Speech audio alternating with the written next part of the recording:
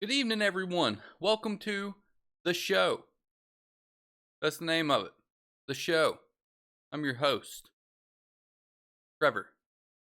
The worst fucking name ever. I hate it. Alright? Always have. Ever since I was a little kid. Hate it. This is the show. Place where we talk about things that are happening, have happened, and things that are probably gonna happen because of said happening things. Like world politics, trends.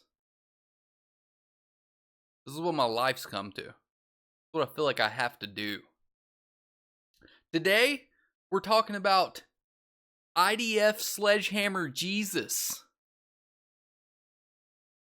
I don't know if you guys heard about this or not, but there was an IDF soldier in Lebanon this past week that found a statue of Jesus and decided, hey, we have a sledgehammer, don't we?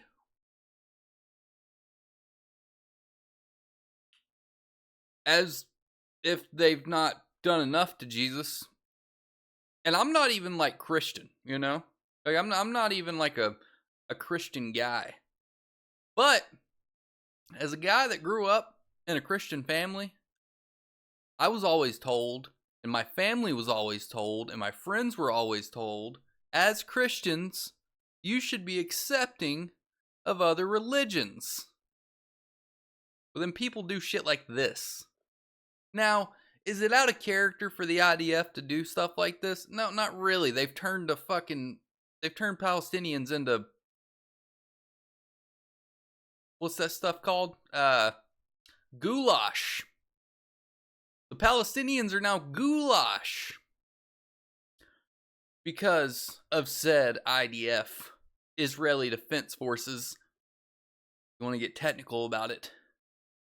But as soon as this happened, Bibi, or Benjamin Netanyahu, Bibi, as some of you may know, he had to attack this thing head on. He said, wow, this is a fucking PR nightmare. We can't keep turning people into goulash and them being okay with it if we're out here sledgehammering Jesus. So, Bibi came out and said he was stunned and saddened by what happened. Now, another thing that's pretty crazy to me is he's pretty stunned and saddened about a figurine of Jesus Christ taking a sledgehammer to the face. But those fucking goulash Palestinians, no saddened and fucking stunned there, huh? He knew that his Christian donors might get a hold of this image. And he said, I need that money. Do I believe in Jesus? Particularly not. But I believe in the money that comes from these Jesus people. This is going to get taken off YouTube. I already know it. This is probably not a good place for me to have this show. I would say that we're going to make it one episode in, this one, and this is going to get taken down. But if you guys like what you're seeing, you want to see it somewhere else after YouTube yanks this video down, feel free to let me know. I think they're allowing, you know, war crimes on Rumble. Maybe we can go over there. They're allowing,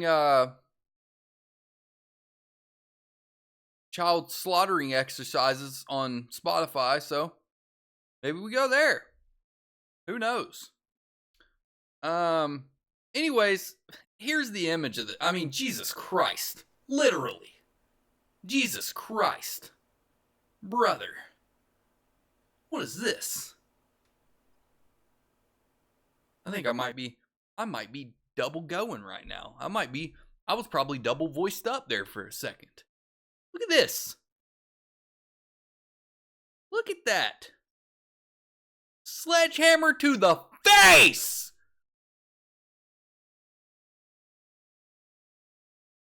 Jesus is pissed. Anyways, Bibi said he was stunned and saddened by what happened. Former Minister Gideon Sarr said, "We apologize." Mind you, Gideon Sarr is Hitler. All right. Bibi's Hitler as well, but Gideon Sarr is also Hitler. There's a lot of them that are just kind of real Hitlerish type guys. Those two, very Hitlerish. What's that one guy's name in the U.S. government? Yeah, he's in our government. Jared Kushner. Jared Kushner, if you're listening to this, you fucking Hitlerish son of a bitch. This is getting taken off YouTube, Jesus Christ.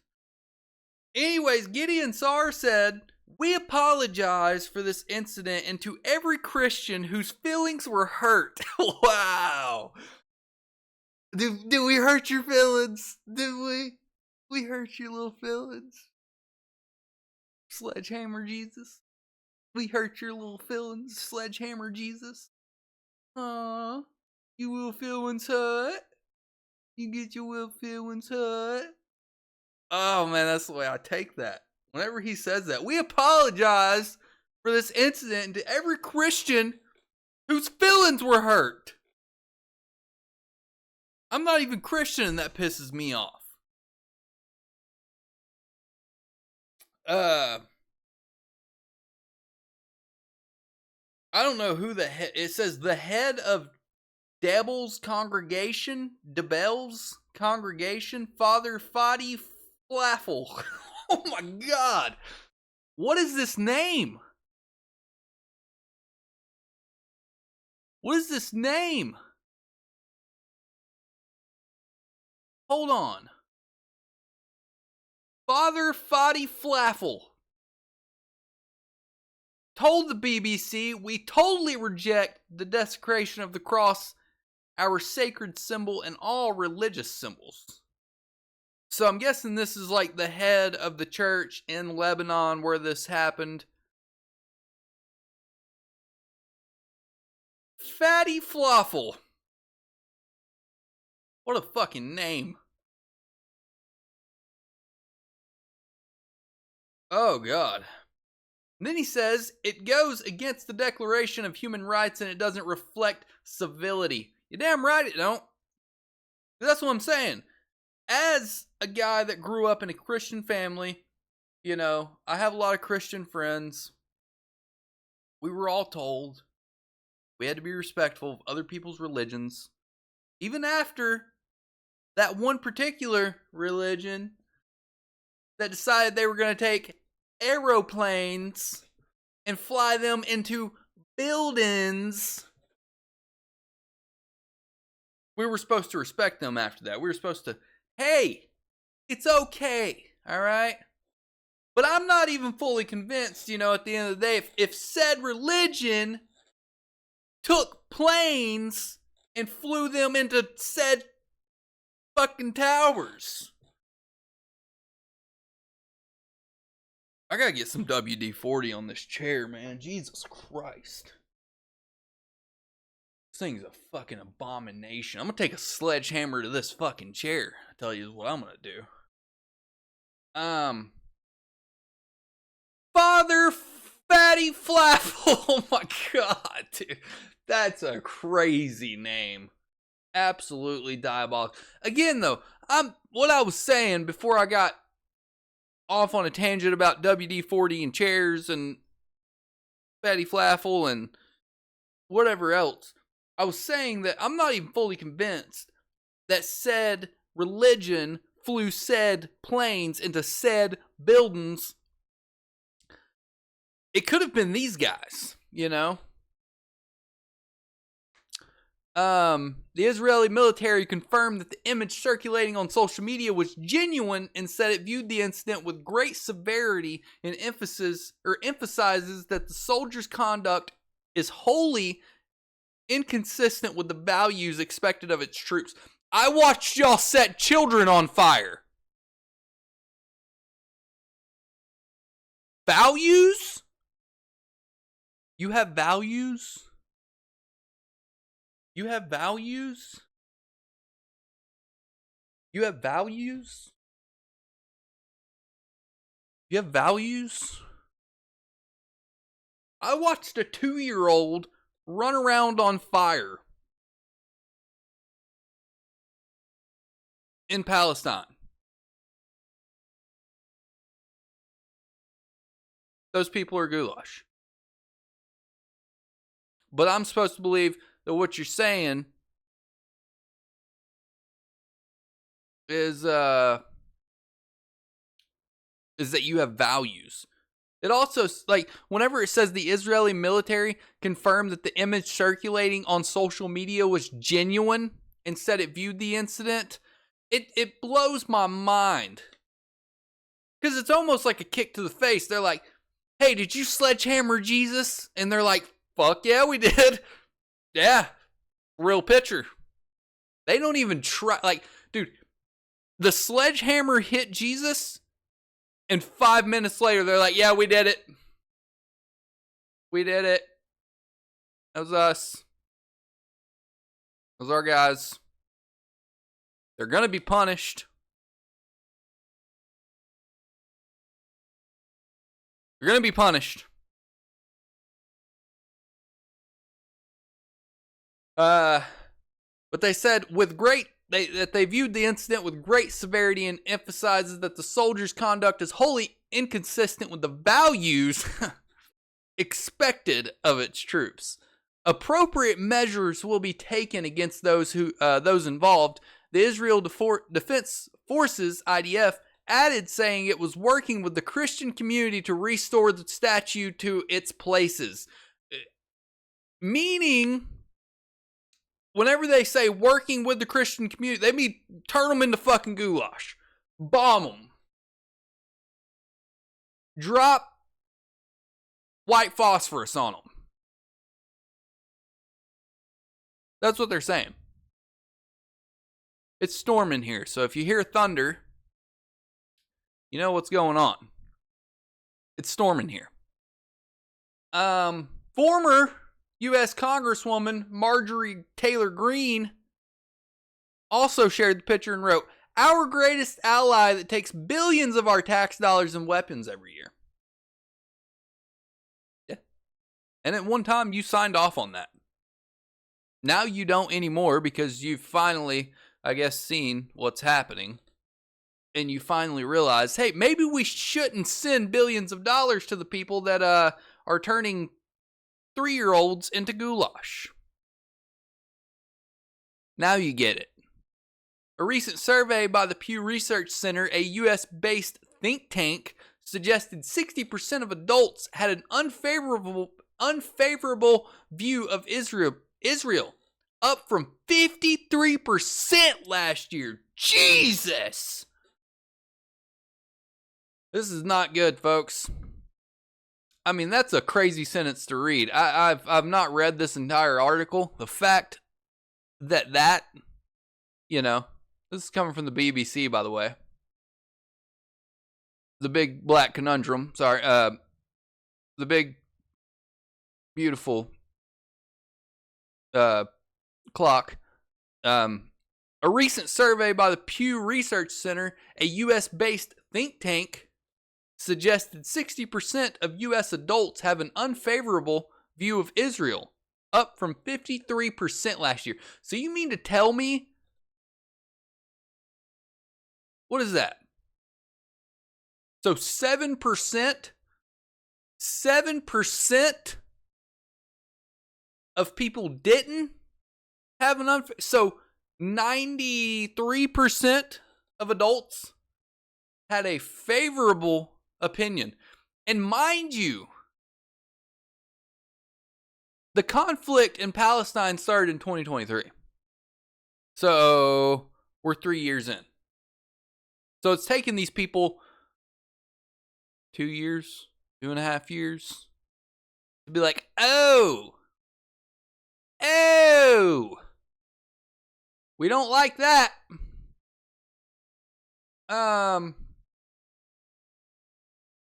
Yeah, that's crazy, dude. That's just fucking. Hey, one more time. Boom! Sledgehammer to the face. Jesus. That's crazy. Other news, and I'm sure, you know, if you're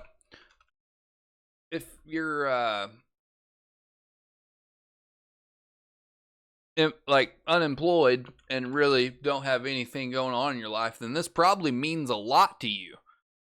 Klay Thompson got dumped by old Meg the Stallion. Meg the Stallion and Klay Thompson have separated officially. The singer tells TMZ via her representative, whoever that is. I'm sure this guy's probably not her representative. He probably just walked in there. He's like, hey, I'm Meg the Stallion's representative. They're like, yeah? He's like, yeah. She's no longer with Klay. They're like, all right. Okay. The singer tells TMZ via her rep, I've made the decision to end my relationship with Klay. Trust, fidelity, and respect are non-negotiable for me in a relationship. And when those values are compromised, there's no real path forward. I'm taking this time to prioritize myself and move ahead with peace and clarity. He's going to shoot her. Shoot her. This video is getting taken completely off YouTube. I don't even know why I'm going to post this for. I mean, there's just literally no reason. We should just not put the video on YouTube and save ourselves the floundery that's going to come out of this. Is that even a word? Floundery? Anyways, this is what she ended up posting on Instagram. She says, cheating. Had me around. Cheating, comma. I don't know why she put the comma. It's like she's like trying to write lyrics for a song, maybe. I don't know. She says, cheating, comma. Had me around your whole family playing house. Got cold feet. Holding you down through all your horrible mood swings and treatment towards me during your basketball season. Now you don't know if you can be monogamous. Bitch, I need a real break after this one. Bye, y'all. Like I said, I'm sure if you're unemployed and probably don't have a job and you probably live in your mother's basement and you hate everybody and you probably think that men are women and women are men and that 11-year-olds can have sex changes and things like that. I'm sure this is huge news to you. For somebody like myself,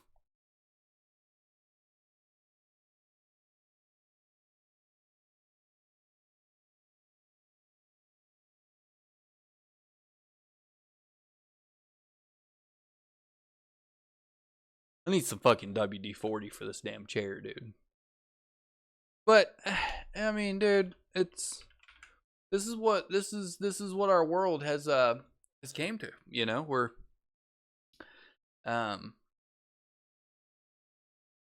you know, it's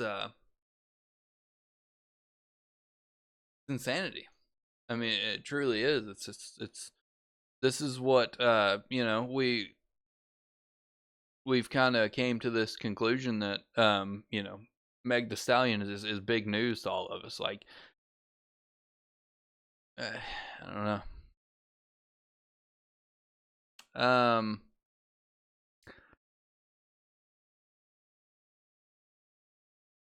Something that I really was kind of weird on, even talking about today, because I feel like everybody's just so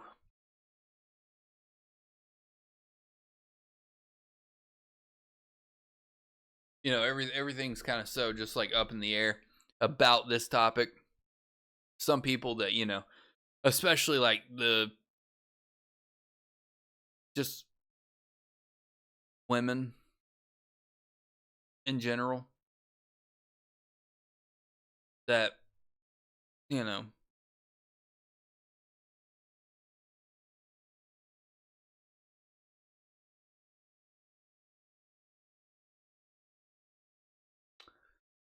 AI, um, seems like women love AI right now, and they all just want to, they just they want to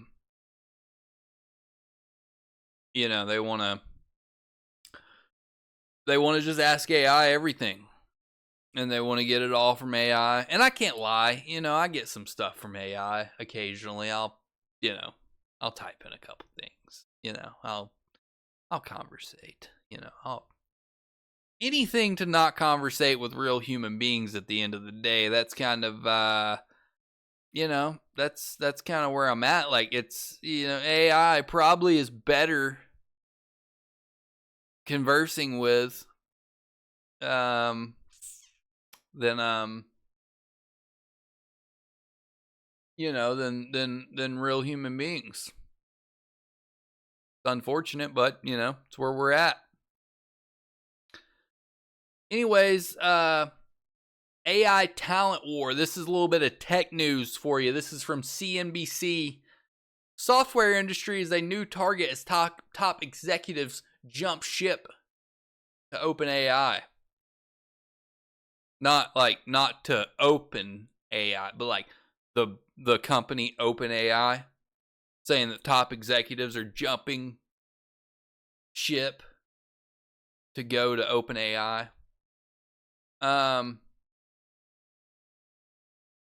Here's some of the key points. Several top-level executives from Salesforce, Snowflake, and Palantir have joined OpenAI in recent weeks, CNBC has learned.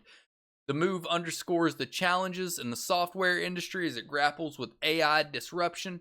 The threat of AI on software's business model, plus larger compensation packages at the AI giants, were driving factors behind the moves, according to sources. So essentially, Salesforce is one of the biggest. What would you even call that? They're one of the biggest interfaces, working interfaces for big time companies out there. So if you want like a like, say that you work at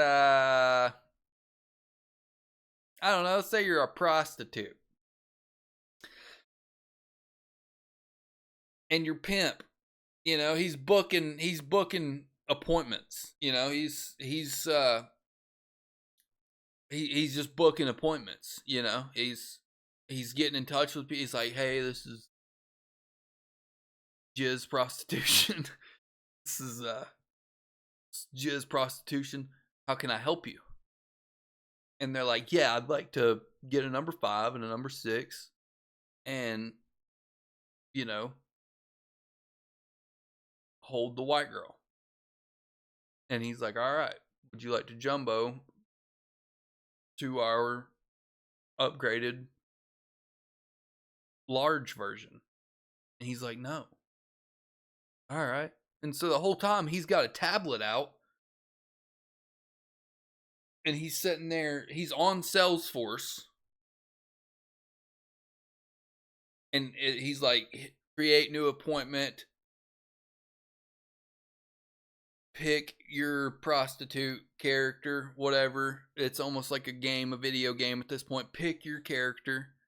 And he's like, Candy, time slots that are open, 5 o'clock, customer's name, Bibi Netanyahu. I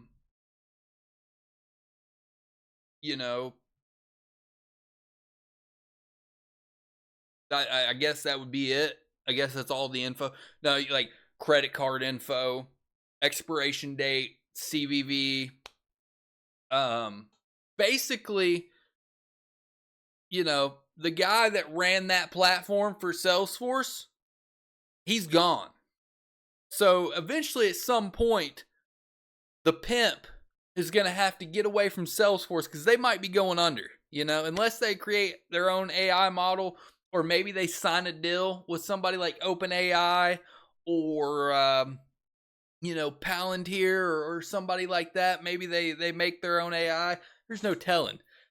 But essentially, the pimp's going to have to go to probably OpenAI as well, or create his own AI. I don't see that happening. That's not. I don't see a pimp that's like, hey, code me something on fucking. You know, I just don't think that their brain really works like that. You know, maybe. Fuck, I don't know. Maybe it does. The software giants are seeing the worst stock performance in years on fears of AI disruption. Now they have a new problem. Several top software executives have been poached by AI giants that are hunting for talent with sales and go-to market experience, according to the sources. So they're just leaving. They're like, hey, OpenAI is going to take our fucking jobs. So I'm jumping ship. Tell Debbie in fucking accounting I liked her, but the rest of y'all, God, dude, this video's getting fucking obliterated on YouTube. There's no way. Like, how's it even going to last 10 minutes? You know? How is this video even going to last 10? I'm going to click upload, and at the same time that I click upload, the computer's just going to fucking explode. And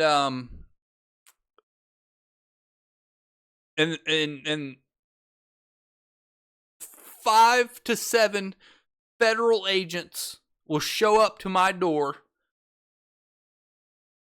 at a single time, and they'll be like, hey, we see here on our Salesforce iPad that you've been talking shit. And I'm going to be like, you might want to get rid of that. You might want to get rid of Salesforce because everybody's jumping fucking ship. And they're going to OpenAI. And then the federal agents are going to be like, fuck. And then the federal agent's going to go back to the federal building wherever he works. And he's going to be like, tell April in accounting I like her, but the rest of y'all. Seriously, we're just going to end it right here because there's no way that this video lasts at all on YouTube whatsoever. So, yeah. Have a great day, guys. Thanks for watching the show. You can tell I spent a lot of time on that name, huh? But, what it is, it's a show, right? So,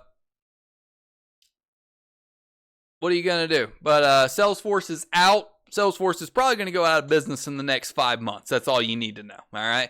In the next 18 months, we're all going to have chips implanted into our brains.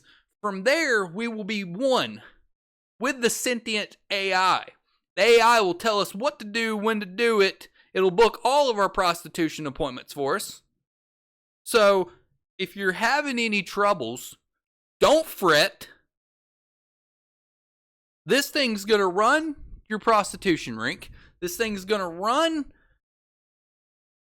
the defense in this country. So the military defense in this country, it'll run it. It'll do our budgeting for us. And in at least 72 months from now, we're all dead. All right? So have a great day. I'll see you guys on the next one. Might not be on YouTube. Highly doubtful. I'm going to get this chair WD-40 real fast. And we'll be back. So thanks. Bye.